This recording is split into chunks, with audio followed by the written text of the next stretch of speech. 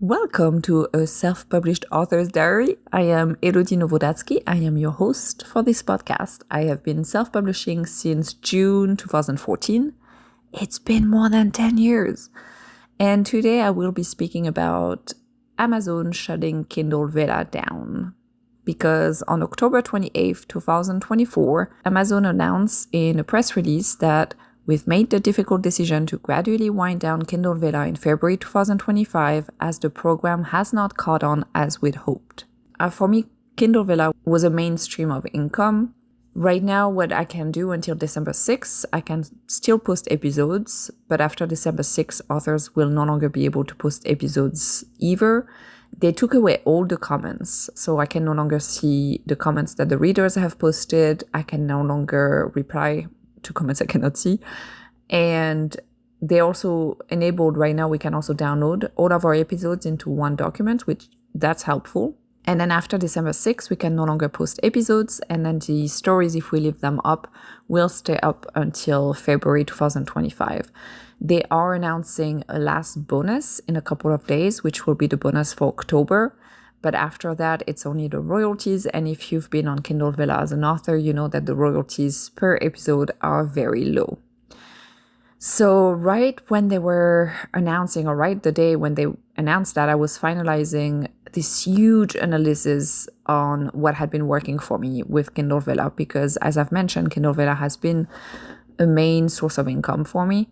So I was digging into my ad data, my reads, my bonus, because even though that had been working very well for me, the past couple of months, they had been slashing the bonus pool. And so that had started to be a bit problematic for me in terms of my Facebook ads versus my bonuses. And also Facebook, I've been having issues. I don't know if you're doing Facebook ads, but I've been having a little bit less success with my Facebook ads since they did the Advantage Plus audience. Even though I'm not turning the entire audience plus, it's been a hit or miss for me. So that those ads maybe had also reached maturity, the ones I had been using. But all of that to say that it had been working, and then that was starting to be a little bit more difficult. And I was doing an analysis to try to explain a little bit where I was at with Kindle Vella. But since they completely stopped Kindle Vella, or are about to stop it, but the bonuses are stopping, as I said, this month with what happened in terms of readers' activities last month, I decided that I was not going to finish the analysis. Instead, I'm doing this episode. Remember, I'm sure that's still there, right? On Facebook, it's complicated relationship status.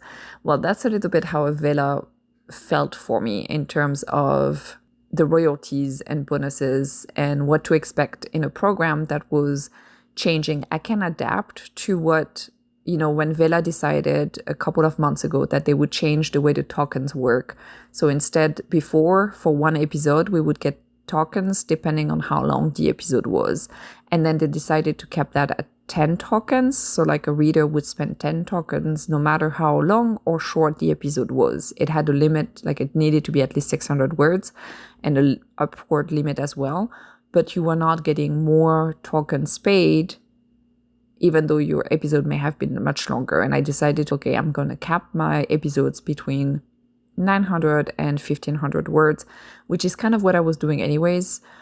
But sometimes I would put it at 2,000 words, 2,500 words. But then when that happened, okay, maybe there is a way to make it a little bit shorter or cut it in half, because then it also anyways gave more of that serials experience of being able to read something kind of like a little snack in between, or when you're waiting for something, or if you're in public transportation, or.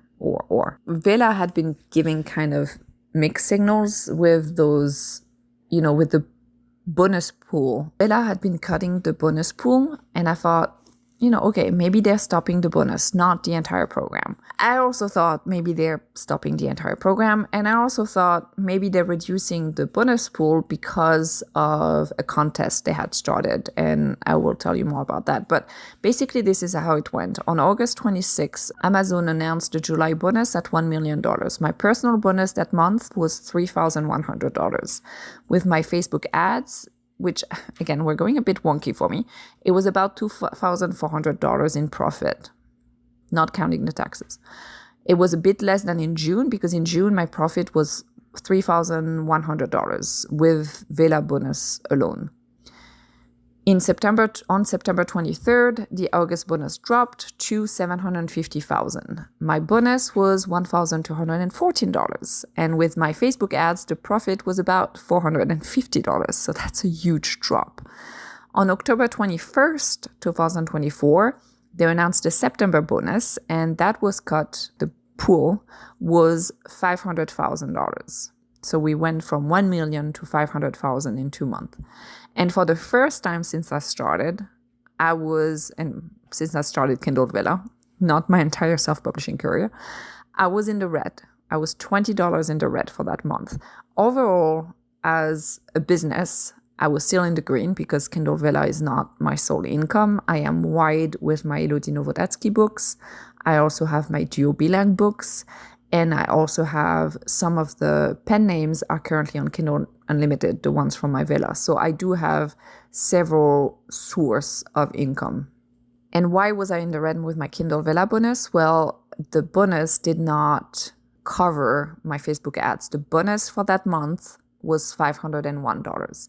So I went for a bonus of more than $3,000 to a bonus of $500. And my Facebook ads did not really change in terms of what I was spending.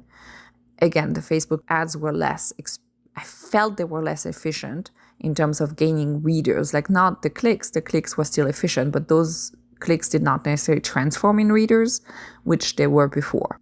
Something that's also worth noting is that when I look at bonuses for the amount of reads, it used to take me way less actual reads and locked reads and comments and thumbs up to get a certain amount of money. So what I was getting per episode in terms of bonus used to be much higher compared to what it was now. Now I got way many more reads than at a certain time, even last year. And so if I divide the amount of my bonus per episode read, that was starting to also be lower. And the bonus was never really steady in a way. If you look at comments and if you look at different experiences of different authors, some authors would see their bonus drop and they wouldn't know why. Some authors would see their bonus go higher and they wouldn't know why. I had at some point my bonus almost doubled, and I had not, the cat is saying hi, and I had not done much more in terms of ads or even of advertisement. I was not gaining like that many more readers at that time. Some people had said that maybe Amazon was kind of cracking down on authors who were doing the so-called pay-per-play in a way. And I had never done that. I had never participated in any of those groups. I just did Facebook ads and TikTok videos. But again, it was because we did not know exactly the formula behind the bonuses, it always felt a little bit shaky to me. So this was a romance novel. I'd be the romance author who's been self-publishing for more than 10 years and was finally making mid-5 figures thanks to those Vella bonuses. So yes, that's me, the author. Because I'm about to share numbers that for some may look impressive, for others they won't be impressive, but for some they will.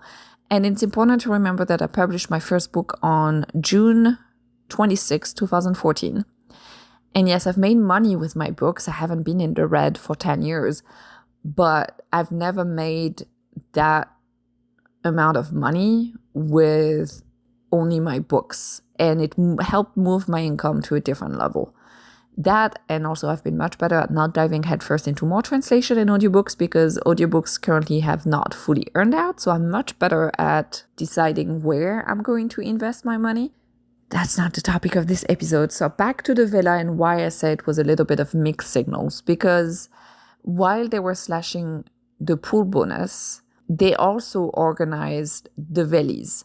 And back on June 24th, 2024, Amazon announced the Vellies, their first Kindle Vella writing contest. The cash prizes totaling $62,000, including a $25,000 grand prize and $15,000 newcomer prize. and more prices for the ones that were going below. So winners were announced on September 17th. And less than a month later, boom, Vella gets the axe.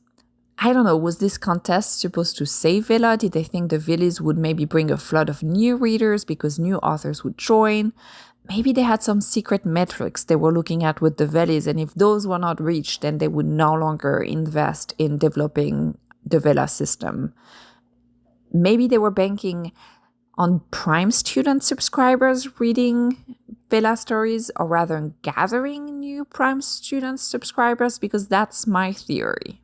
My theory is that Vella was one way for Amazon to gain college subscribers and then keep those subscribers once they're no longer in college, gaining new, younger customers maybe, and keeping them for longer.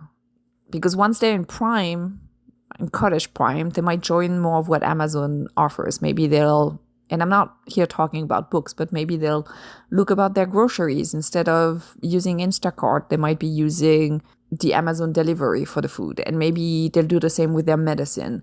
Like they will have one ecosystem for several of the needs of that particular subscribers, and everything else is also on the side. So the goods, the books, and everything else. Because what is the cost of getting that one subscriber for what that one subscriber will bring down the line, or that one customer will bring down the line? So I think maybe that's where they were going with that. I'm not sure they wanted to take over the serialized fiction world with Kindle Vella. I think maybe that was to attract a different audience, a different target, a different segment of the audience that they don't have yet necessarily. Maybe if they're looking at projection, maybe they have less. I haven't looked at I don't know if they offer that data in terms of how many new subscribers are they getting, for example, for Amazon Prime? How many new customers are they getting? Is there a sign that maybe, I don't know, maybe some of the younger generation is not using Amazon? I have no idea. I have no idea if that's the case, what they were doing with Vella, but that was something that I was thinking about, because they had offered Amazon Prime students, after a while, they were also offering them to read Kindle Vella stories for free as part of their subscription to Amazon Prime College. They did not offer that to everybody, just to the college students. And then if you're looking about what went wrong, or why maybe that didn't work, and I don't have Amazon secret data, I don't know how, again, they make their decisions when it comes to starting Kindle Vella, stopping Kindle Vella, but a lot of things that we noticed as authors is like we were wondering, why don't they have a dedicated app just for Kindle Vella? Because serialized fiction, when you're in when you're in the app and you're trying to only interact with, like I knew on my phone, it seemed a bit cumbersome to have the stories the way they were. If they had a dedicated app too, maybe authors could have done ads, and that would have been another revenue stream for them. Or maybe they could have run ads on other products. Maybe it was too hard to change the Kindle app to accommodate the Kindle Vella in a way that would have been less cumbersome. But no matter where they were hosting the Kindle Vella, they were not allowing authors to actually do ads on Amazon for their stories on Vella. And I think that's also maybe a missed opportunity. Maybe the integration would have been more complicated. Maybe they didn't have the staff or the dedicated staff for it to work on that app, on how to integrate more ways to also advertise Kindle Vella episodes from Amazon directly. But they kept it tied to Kindle, which also confused KU subscribers. If you were an author and you ran Facebook ads for your Kindle Vellas, you heard a lot of people saying, well, but I'm already paying for KU, which they are, and it kind of gives them those 10 books that they can read and then return and then borrow another one. And then, so they can read a lot of books, which is the entire point of the KU subscription. But then if you bring new stories on Kindle, which are not available on KU, but also kind of sounds like a subscription because you pay tokens. So it's not an ebook and you're releasing it as it goes. it's a bit harder. So I know I was trying to explain to people, for me, the difference between KU and Kindle Vella, like the different experience, but I also understand where people were coming from with that. Then there were like the reader engagement issues a little bit, because one of the best part of serials is interacting with readers. But within the Vella system, as an author, I was not getting notifications for comments. So I had no idea when one reader was commenting. I could go through my comments for each story, because you could see like view comments, but even there you had to like scroll down and see if maybe you did not miss anything. And if you had like hundreds of episodes, it was also taking a little bit just to figure it out. And you could not do that for all of your stories. It was one story at a time. And I replied to some people sometimes days after they left a review, like not a comment. So if I wait days to reply to a comment, it's less likely, I feel, that the reader will be inclined to leave another comment. And you miss a little bit of that interaction opportunity, which, first of all, I love. Personally, it was really fun to interact with readers that way.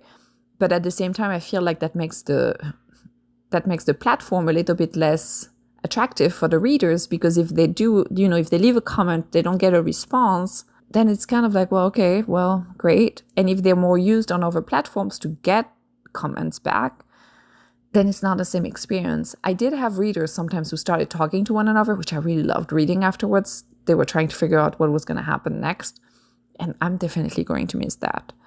And then we go back to the bonus pool. It was kind of, no one knew how the bonus pool was allocated. Amazon did mention some of the metrics they were looking at, but we didn't know how much any of those weighed. So it was trying to solve a mystery novel with missing chapters. I always try not to count on the bonus money, but here again, I am in a situation where I'm very lucky that I did not have to rely on it. Because let's be real, if my husband didn't have the job that he has, and also if my husband did not support my endeavors the way he does, and cheers me on too, I wouldn't be able to afford to do this even with Kindle Vella, because my income, even with Vella, is currently not enough to cover our mortgage, health insurance, and all of the other bills that, the vet bills for the dog and the cat, and the electricity, just all the bills. Then the situation would be very different. I would not be writing as much as I'm writing right now. I used to have a full-time job when I started writing more seriously. I had a full-time job and I was writing in the train, and I was writing in the morning, and I was like very early in the morning, around 5 a.m. I would write in the train on the way. Sometimes I would write during my lunch hour. And I did that for several years. And then afterwards, when we moved back to the US, I started working part-time, and then I was writing part-time. So I would write part-time and then I would teach. I was an adjunct faculty, so my part-time work was kind of almost full-time, because the time you prepare the classes and teach and correct and have office hours and all those things, it does take quite a bit of hours. And then if you've been listening to this podcast for a while, you also know that then I had health issues because I had cancer. And then during that time, I did not write a whole lot. And now I'm working from home, I'm writing from home, and I had thought about maybe getting a part-time job again. And that could be something that I would do or would need to do if my husband didn't have the job that he has. So I am in a privileged situation when it comes to my writing and how much time I can dedicate to both my writing and the business side of writing, right? Because when you're self-publishing, you can self-publish a million different ways. You can self-publish with a million different goals in mind. The goal doesn't have to be making a full-time income. And even if that's your goal, to make a full-time income, it might look very different depending on where you're at in life and what support you have available to you, and so many other factors that influence, I feel, those particular decisions. And while I would not consider myself lucky to have had cancer, I consider myself very lucky that my husband is very supportive and that he has a job that enables me to continue working from home and to continue working as an author and continue to make significant progress in my self-publishing career in a way that I'm not sure, even if I worked part-time, which again, sometimes I think about going back to work part-time, I would still be writing the way I did when I was younger. And by younger, I mean like 15, 20 years ago now, 15 years ago, I guess, when I was, as I mentioned, going to work, and my screen name at the time was Commuting Girl, when I did not even know, I knew what my name was, but I didn't tell people when I was starting to blog and everything what my real name was, because I didn't want to share too much. And at the same time, I was working as a press officer, so I wasn't sure exactly how my, if I could use my name, all those different questions that were coming to mind. But it's something that I think bears repeating when I'm talking about Kindle Vella and how much I was publishing and how much I was doing, is that this is my job. And it's also my job in a way that is feasible because I have support behind me. And because I've also been doing this for 10 years. Not to say that some people cannot make it to, to a very high level of success much faster. I have friends who have done it much faster than I have done it. I also have friends that are still writing and still working towards their own dream and their own goals. And that's also okay. I may be slightly passionate about that. And Vella was more than half of my income. Sometimes on certain months, it was even 2/3 of my income. So taking out ad expenses, as I've mentioned, I was making between $2,000 and $3,000 per month from Vella for the past year. So here are my stats since I started in March 2022. Total episodes read, 116,096. Royalties, excluding the bonuses, was $2,635. Bonuses earned $50,102. Thumbs up, 13,464. Story follows, 3,505. I earned more than $50,000, like $50K of bonus, with 26,854 of that coming in since November 2023. I also invested heavily in ads, about $7,500 on Facebook ads, and my profit was then for 2023 just with Vella around $20,000. I did about 60 TikTok videos this year, not promoted, and I know that, so just for my pen name, because I also do other TikTok videos, and I know TikTok did help some readers find my Vellas based on a poll that I had done previously. What did I write on Vella? Because I think that's also important, because that helps me with the Facebook ads. That's the first time I had Facebook ads that were successful in English. So I wrote Spicy Forbidden, or I write Spicy Forbidden Angsty Romance with Suspense, Dark Mafia Angsty Romance, a Beauty and the Beast retelling with a twist, and I love writing that story. And all the story had this total soap opera vibes, but with a whole lot more heat. Since March 2022, I wrote 350 episodes across 5 stories with that pen name. That's about 350,000 words, basically about 6 books. I've published 4 of those as ebooks, and I'm revising the other 2 now. So I was publishing 2 episodes a week. It was a huge motivator for me. I'm a number 1 achiever in Gallup Strength, if you speak Gallup Strength, but hitting that publish button and feeling like I accomplished something every time I published those episodes was great. And honestly, those comments, polls, and thumbs up from readers, like that was really, really fun. I loved that. When they started slashing the bonus fund, I was also worried that they might stop it. But when I got the email saying that Vella was shutting down, yeah, it was hard. And I know from being in author groups that some authors were making much more than me and many less, but quite a few earned a full living income with their Vellas. And that's hard. Right now, I'm pivoting to revising my Vella stories for ebook publication. I've mentioned I've done already a few. I have a few offers as well, because I have one story which was going to be 3 seasons and 3 ebooks. And I'm publishing the first book in a couple of days, actually. And then I already have the second one for pre-order, because those books are already written, even though, again, because I write them as soap opera, I am revising them, and it takes me quite a bit to revise them. It's a different style of writing. I was not exactly writing the same way. So I am revising them and growing my mailing list for that pen name. I am not currently planning to use any other platforms. I don't know if you've remember or if you've listened to my episodes about Ream before, but I stopped Ream. It was just not working for me.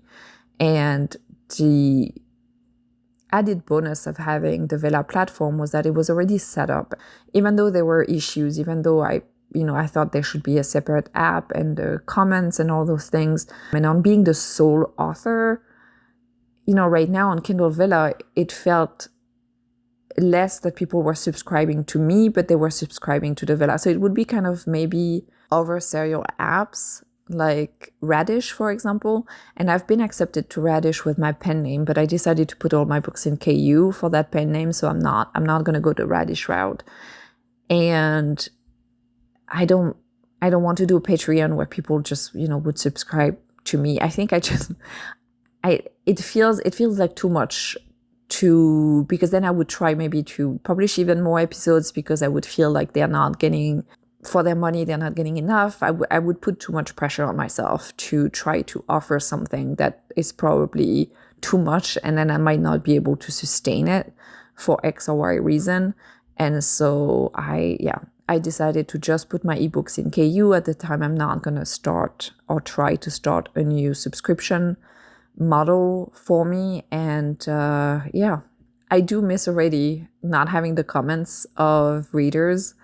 I, of course, miss the bonus. I mean, I'm going back to a level that is better than last year in terms of my income because I have more, even without Vella, if I take away Vella, just because I have more books, because my Swans Cove series is also doing much better, even in English. It's picking up quite a bit of steam. I have more duo bilingue also books, and I have my pen name books that are also working okay. Not yet great, but I think there's a lot of potential for that because I haven't done any free booksy or anything like that. I feel like I have an audience yet that I have maybe have not found for those books, and I'm getting subscribers pretty steadily on my newsletter from those books, and I think that's a good sign.